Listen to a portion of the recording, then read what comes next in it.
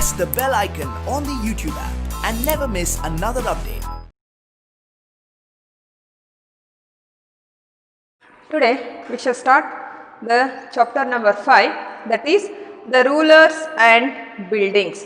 The rulers and buildings. In this lesson, rulers and buildings. Rulers and buildings. In this lesson, we shall learn about which were the important buildings were built by whom, means from which rulers, which kings or rulers built the many buildings in India. Among them, which was the oldest building.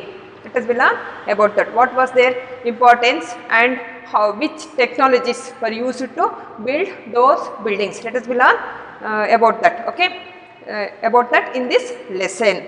Okay, one of the oldest building in India, that is Qutub Minar. Qutub Minar was one of the oldest building in India. Qutub Minar. Qutub Minar, one of the oldest building in India. Who built the Qutub Minar? Who built the Qutub Minar? Qutbuddin Aibak. Qutbuddin Aibak built the Qutub Minar. Qutbuddin Aibak. Qutbuddin Aibak. Qutbuddin Aibak built this Qutub Minar around 1199 years ago. He built the Qutub Minar was built by Qutbuddin Aibak. Okay, this Qutub Minar have 5 stories high. Qutub Minar is a 5 stories high. Okay, among them, the first floor was constructed by the Qutbuddin Aibak. The Qutub Minar is the 5 stories high. Here, the first floor was constructed or built by the Qutbuddin Aibak, and others were built by Iltutmish, Okay, so here in your textbook, the figure first, observe this. Here the figure first shows the balcony, first balcony of the first balcony of the Qutub Minar. In your textbook, the figure first shows us the first floor of the Qutub Minar. Okay, we can observe here the pattern of this balcony. Okay, so this has the small arches and geometrical designs. This means the first floor, the first balcony of the Qutub Minar has the small arches. We can observe small arches and geometrical designs. Small arches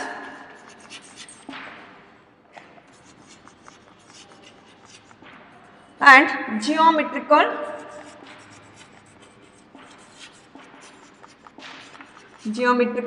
designs. You can observe the small arches and geometrical designs under the balcony of the Qutub Minar. Okay, here we can see the 2 bands of inscription. Here we can observe the 2 bands of the inscription under the balcony. Okay, these are in Arabic. These are in Arabic. We can observe, we can see, we can observe. When we observe this first figure, we can see the 2 bands of inscription under the balcony. These are in Arabic.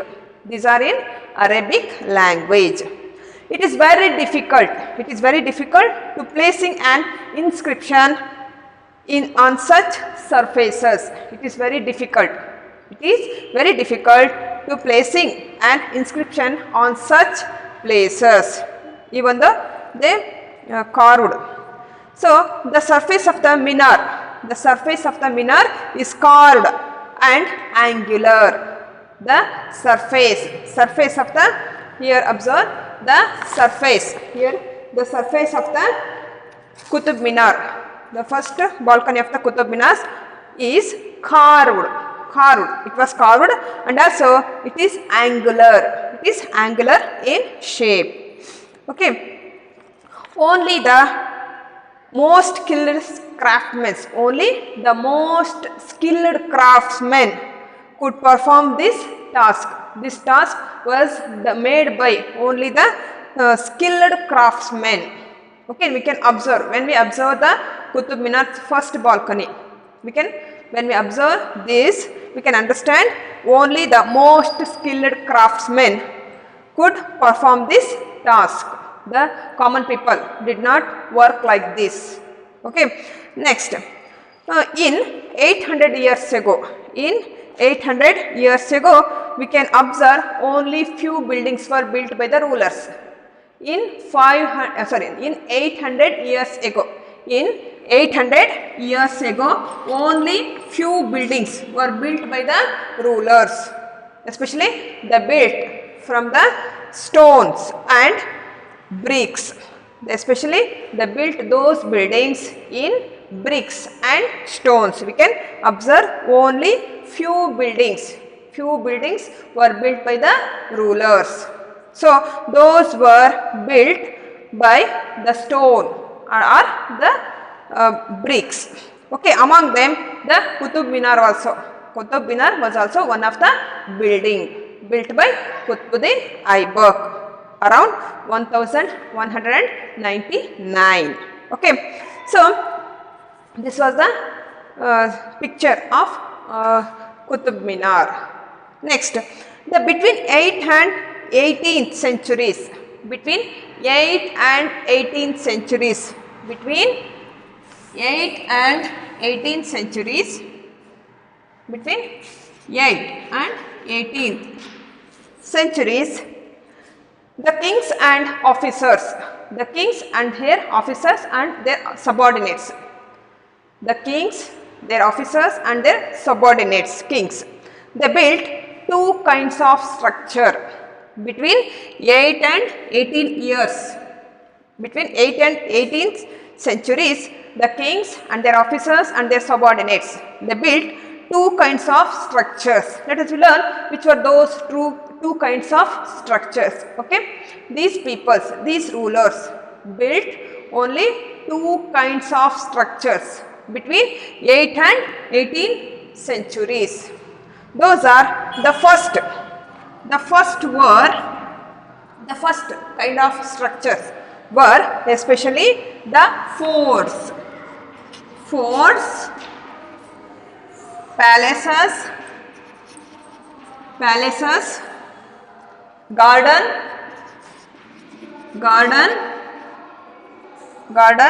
residences and tombs, residences and tombs. These were the first kinds of structure built by kings and his officers and other subordinates.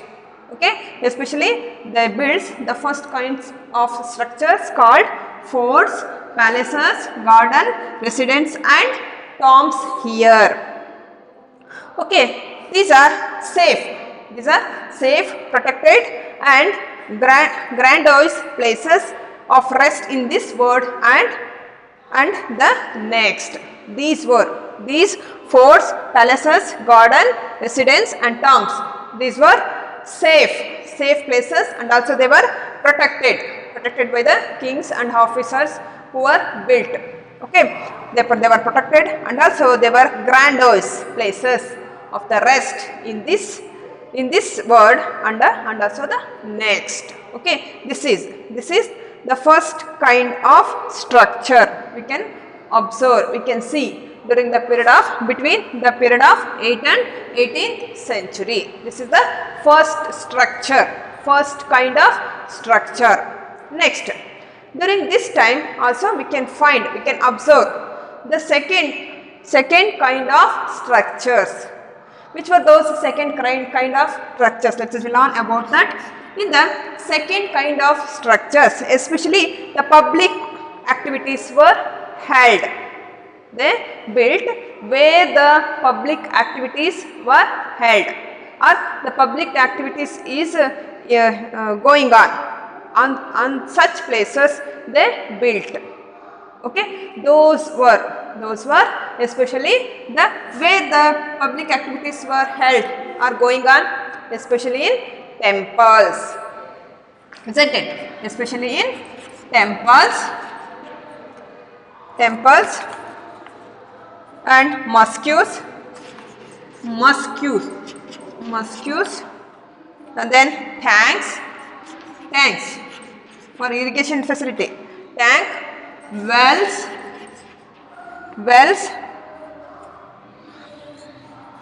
caravan series,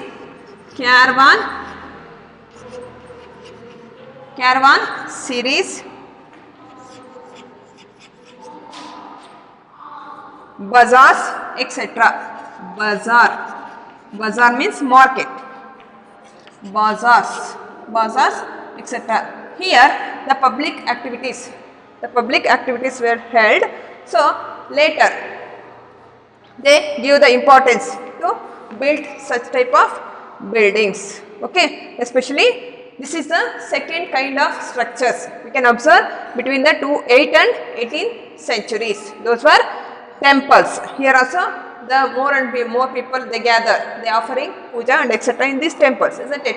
And in the same way the mosque and the tank, wells and caravan series and bazaars. In these places the people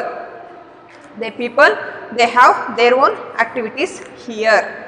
Okay, these are the second kind of structures. In this way, between 8th and 18th centuries, the kings and their officers and also the subordinate kings were build these buildings. Not only during this time, not only the kings and his subordinates and the officers built the buildings. On that time, some other peoples were also constructed some buildings here. Especially, we will give an example, especially the merchants. The merchants also built many temples or many buildings here. Okay, especially the merchants. The merchants also built many temples, mosques, wells, etc. So here they used the domestic architecture. Here to build these temples, mosques, wells, etc. They used the domestic architecture. So and also they built large mansions of the merchant. Here also they introduced the domestic architecture, means they gave more importance to the domestic architecture. Okay, this such type of architecture was survived only from the 18th century.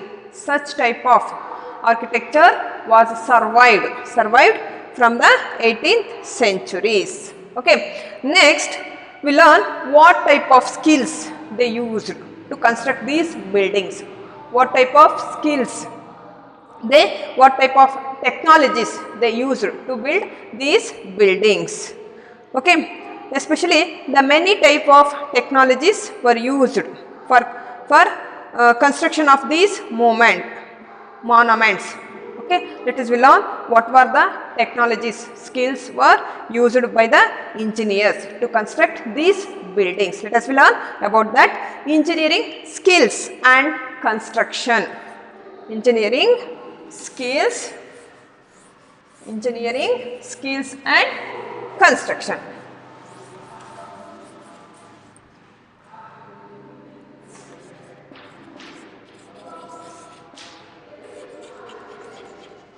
engineering skills and construction. What type of skills they use to build or construct the buildings? So here the many types of technologies, many types of skills were used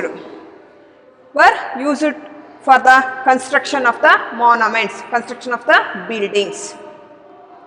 Especially the inside decoration. They used many types of skills and technologies to decorate inside.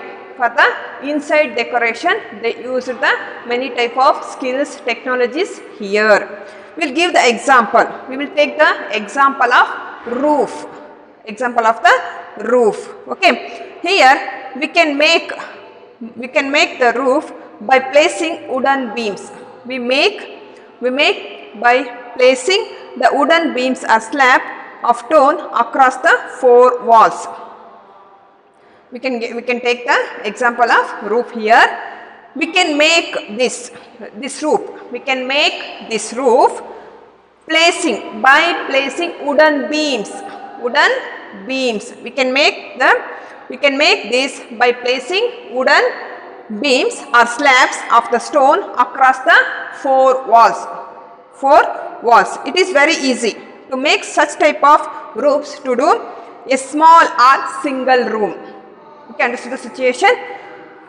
We can make by placing wooden beams or slab of stone across the 4 walls. So it is very easy. It is very easy to make such type of roof to do a small and single room.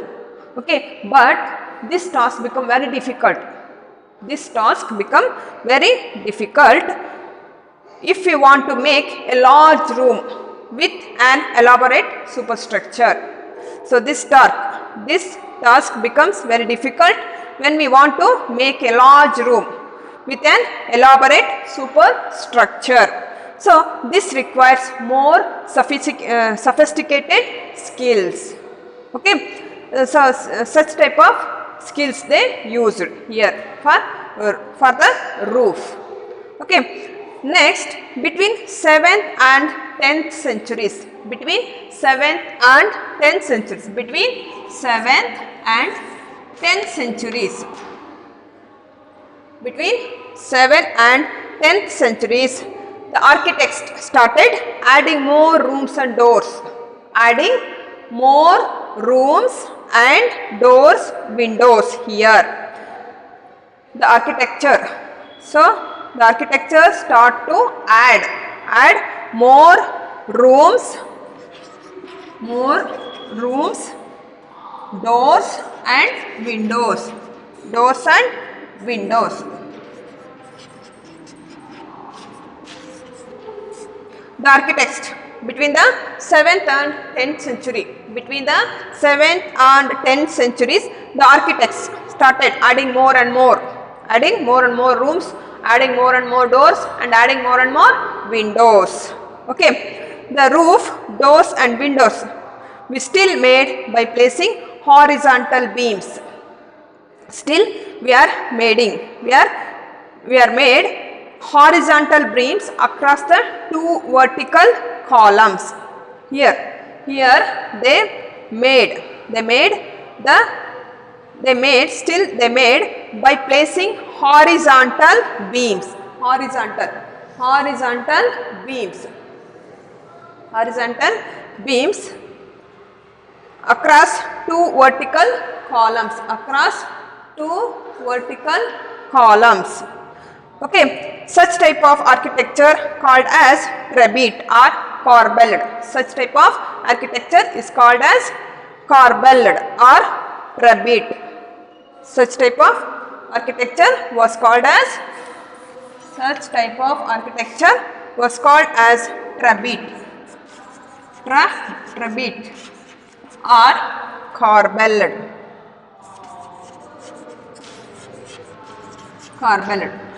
What do you mean by trabete or corbelled?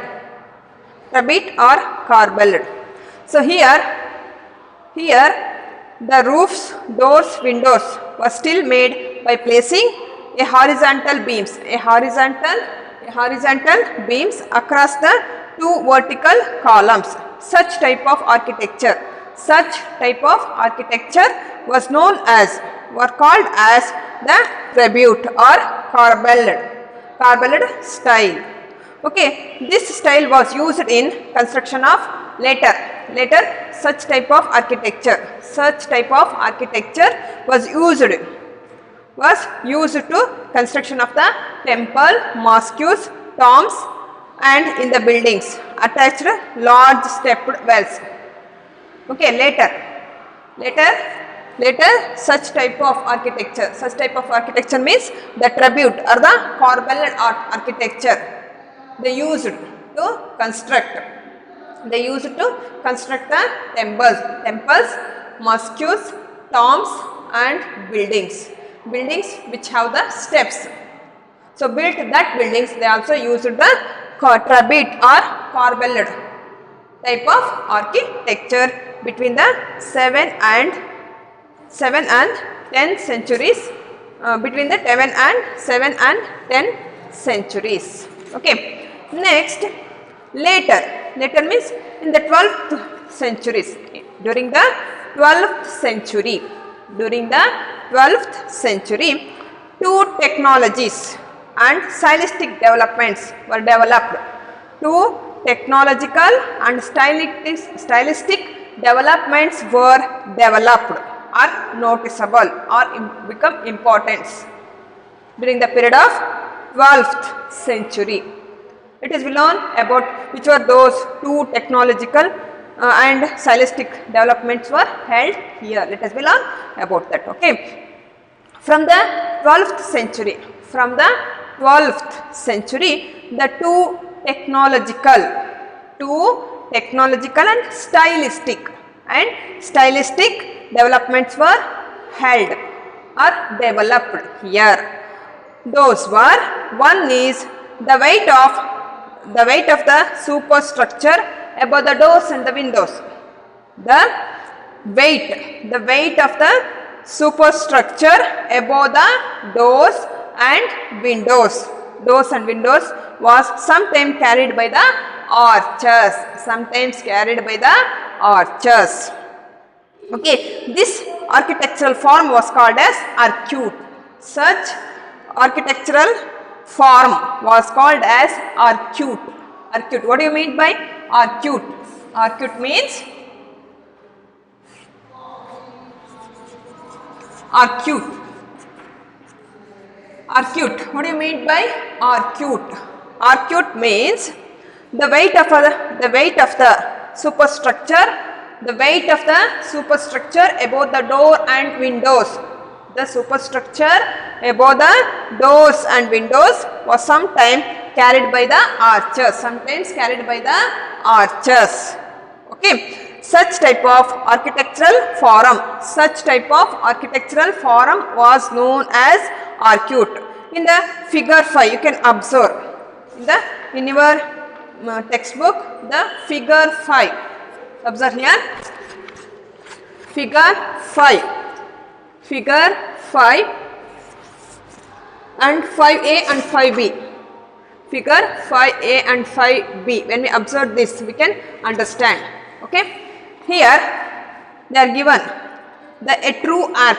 Here is the keystone. The keystone at the center. These arches have the keystone at the center. Okay. So the keystone at the center of the arch, it transfer the weight. Weight of the superstructure to the base of the arch. So this is one of the important technological and stylistic development were held from the 12th century. So this was one of the important thing. The second technological and stylistic development was they start to use the they start to more use of the limestone cement. They start to more uses of the limestone cement. Limestone cement.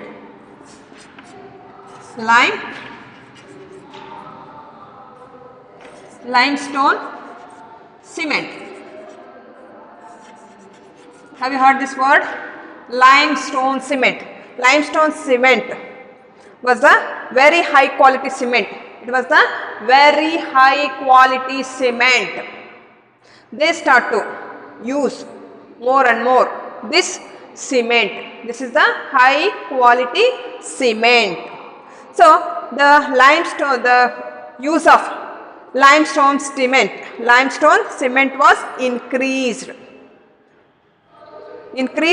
by the 12th century. For what purpose they used this limestone cement? I already told limestone cement was the very high quality cement. When we mixed this cement with the stone chips, it hardened the stone chips into concrete. Under such situation, the limestone cement was the very high quality cement. When we mix up these cement with the stone chips, when we mixed this with the stone chips, it hardened the limestone cement, hardened the stone chips into concrete. So when it hardened the stone chips into a concrete, it is very easy. It is very easy to construct. This made construction of large structures very easier and faster. This cement made the large construction very easy and very faster. For this purpose, they start to use the limestone cement from the 12th centuries. Okay, these are some of the two important technological and stylistic development were developed during the period of 12th centuries. Okay, next, what type of buildings? What type of temples, mosques and tanks they built here? Let us learn about that. The building, temples, mosques and tanks. Let us learn about that.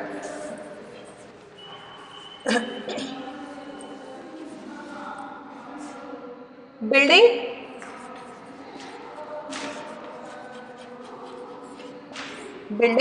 temples, mosques and tanks.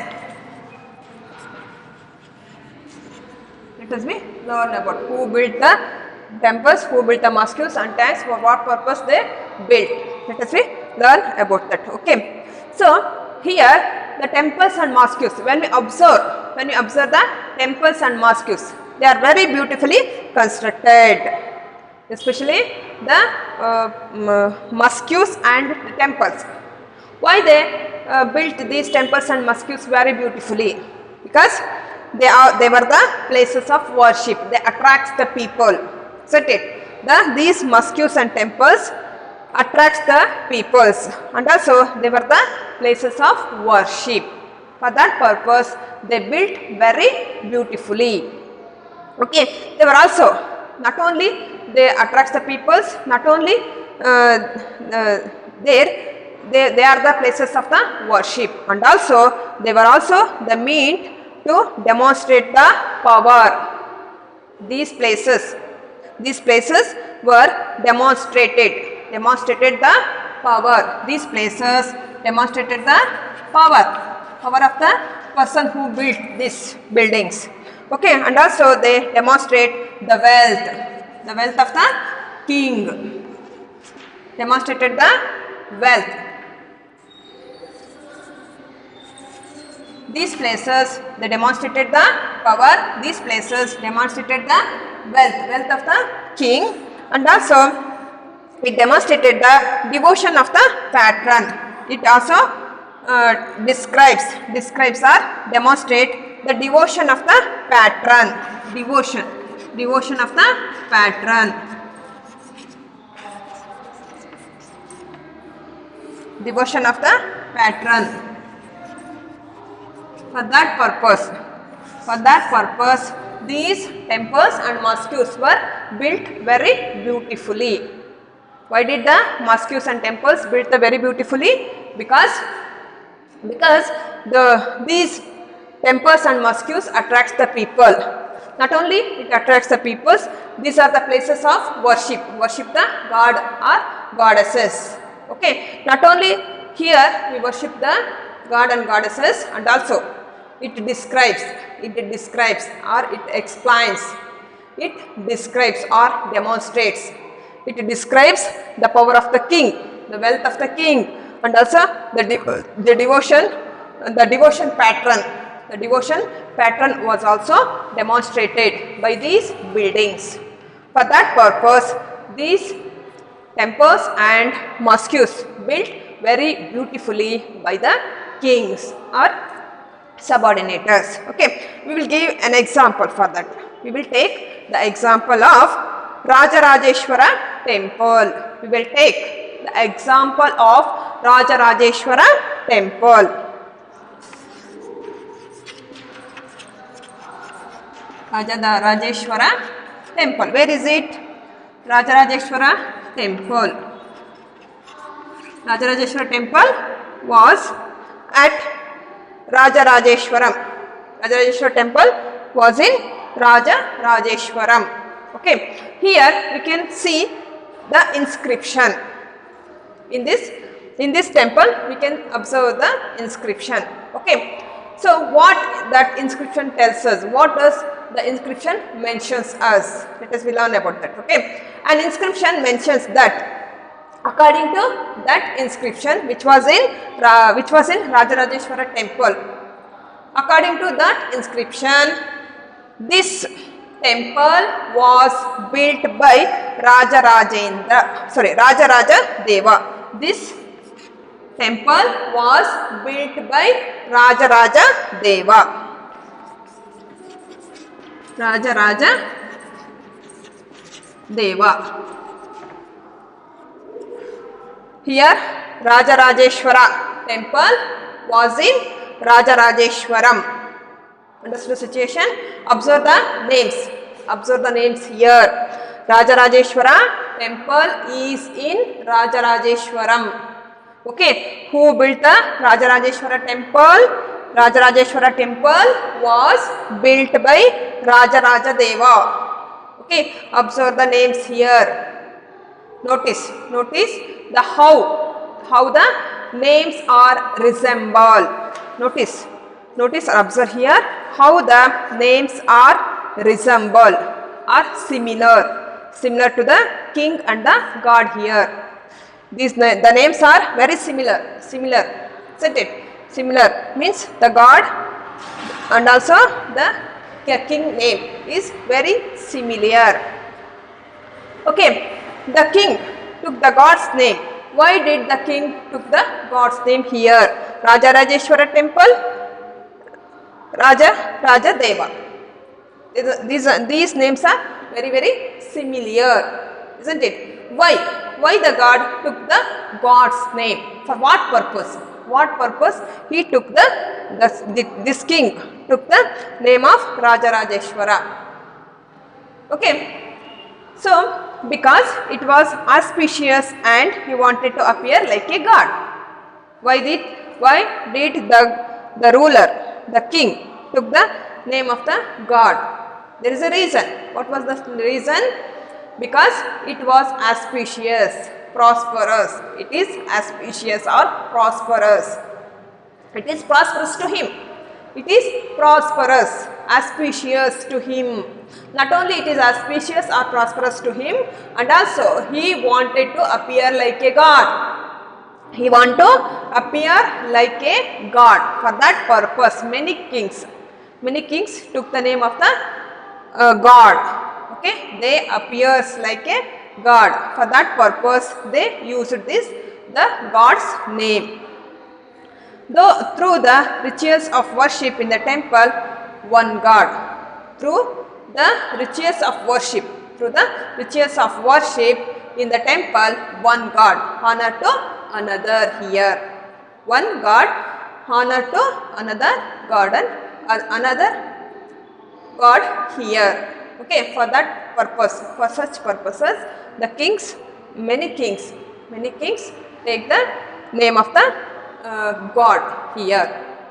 Okay, so here when we observe the buildings or temples, the most of the large temples, when we observe the temples or mosques, the large temples or the large mosques built by the kings. Understood situation? The large temples or the large mosques built by the kings or the rulers. What about the small temples? The small temples, they have the less deities, isn't it?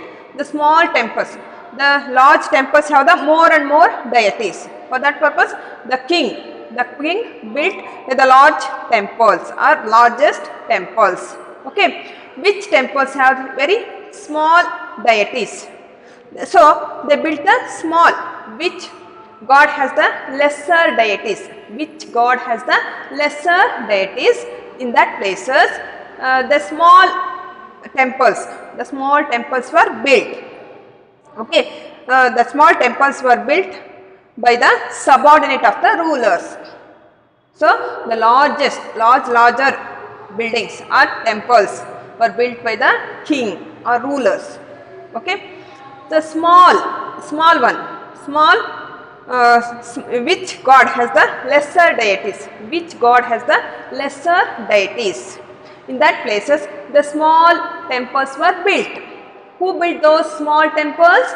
Those small temples were built by the subordinate of the kings or the allies of the kings. Okay, in this way we can observe the largest temples were also there, also here, and the smallest temples were also here. Okay, the temple was a miniature model of the world. The temple was a miniature model of the world, ruled by the king and his allies. We can see when we observe these temples. When we observe these temples, they looks like a miniature model of the world. The temples looks like a miniature model. The temples looks like a miniature model. These miniature models. The temples looks like a miniature model of the world. This miniature model were built by the many kings, rulers and their subordinate kings and his allies. Okay, they worshipped their deities together in the royal temples. As they worshipped their deities together in the royal temples. It seemed as if they brought the just rule of the God on earth. Okay, as they worshipped their deities together,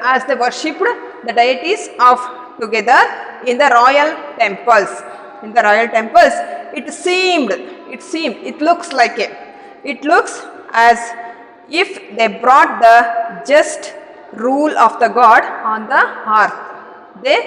They brought the rule of the gods on the earth. It just looks like the rule of the gods on the earth. They brought the rule of the God on the earth.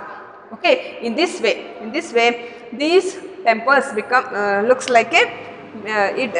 these temples become the miniature model of the world. Okay, here the Muslim sultans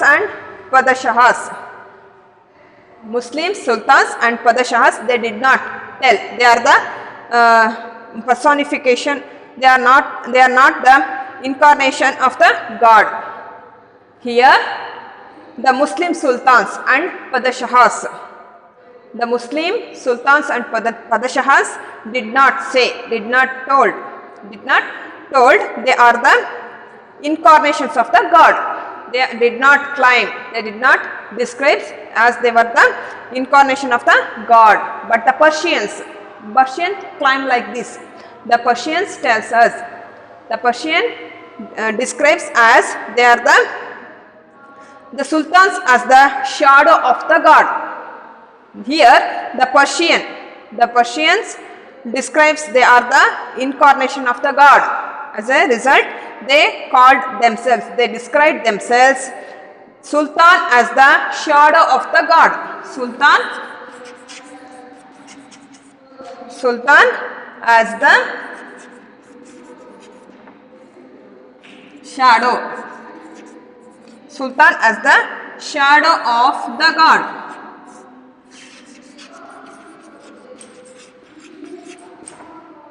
Sultan as the shadow of the God here. So we can observe, we can give an example for that. Here the Muslim sultans and padshahs, they did not ready to tell they are the incarnation of the God. Okay, they are the personification of the, they are not ready to tell they are the personification of the God. But the Persian rulers, they claimed they are the incarnation of the gods. As a result, they described themselves. The sultans described themselves as the Sultan as the shadow of the God here. We will give an example for that. When we observe the inscription in the Quwwat ul Islam, the inscription which is in Quwwat al Islam Mosque, it explained Quwwat ul Islam Mosque. It describes or it explained God chose Alauddin as a king. God chose Alauddin as a king because he had the qualities of Moses and Solomon. Understood the situation? There is an inscription. Where is the inscription? The inscription in Quwwat ul Islam. Quwwat al Islam. Okay. Quwwat al Islam is one of the mosque. There is a inscription. That inscription explains us.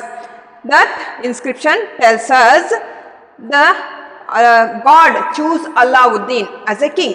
The God chose Alauddin as a king because he had the qualities of the Moses and Solomon. He had the qualities of Moses. Who are these Moses? Moses and Solomon. This is the situation. Alauddin was become the king. Alauddin become the king. The God chose Alauddin as a king because he had the qualities of the Moses and Solomon. Who were these peoples? Who were these Moses and the Solomon? The Solomon and the Moses were the great lawgivers of the olden days. These are the lawgivers, great lawgivers in the olden days. For that purpose, so here Alauddin is also looks like the Solomon and the Moses. For that purpose, the God chosen Alauddin as the king because he had the qualities of the Moses and Solomon. Okay, but the greatest lawgiver and architecture was the God himself, isn't it? The greatest lawgiver. Before the God, there is no one. Only the God, the greatest lawgiver and architect was God only himself. He created this world. He created this world out of choice and introduced order and symmetry here. He means the God. The God created this world out of choice.